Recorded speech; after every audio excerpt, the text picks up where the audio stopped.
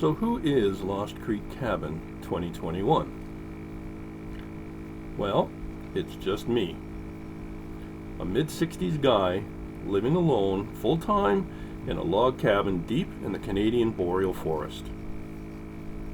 Like so many of us, I was disillusioned with life in a market-based economy where I had to sell my time to buy dollars to pay for every little necessity. We are never in control of where or even if that money is coming, always at the mercy of a job within a company we have no control over.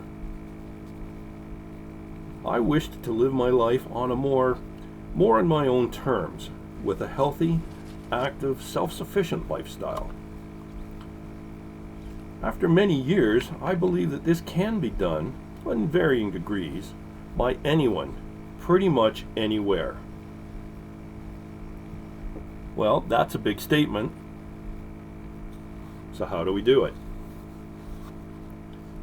Well, I'll be taking you along with me as I tackle many projects from very small, simple, to much larger, more complex passive solar heat, solar hot water, building a chicken coop and a greenhouse, other sheds and buildings. One very large part of homestead economy is gardening. I think that's true with everyone. Now, I live in Zone 1, so there are some challenges. For one thing, heavy clay soil is one of the challenges, but the climate is the big factor. I also grow only heirloom vegetables, and I believe that it's very important to preserve the genetic diversity. That, of course, means no GMO.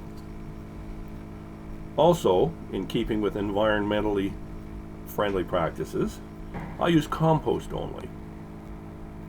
No artificial chemicals added to poison the living soil.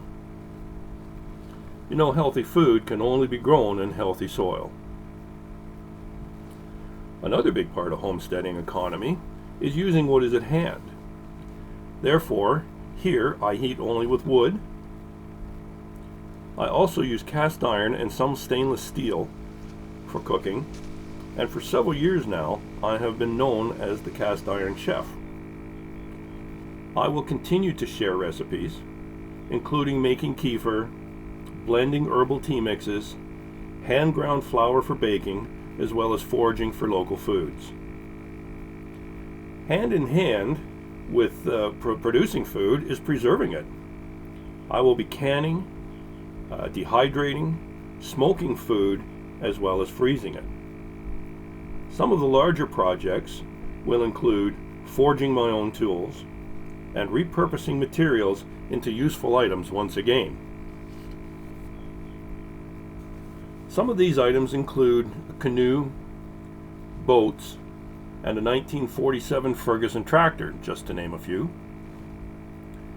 Wood is also a big part of the homestead economy, not just for the firewood, but also for sawing into logs and sawing the logs into lumber for various construction projects.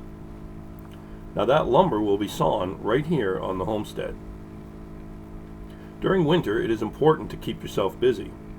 It's a good time for smaller projects, such as sewing myself a canvas pack, building an incubator, and carving canoe paddles, duck decoys, and akuxa and spoons.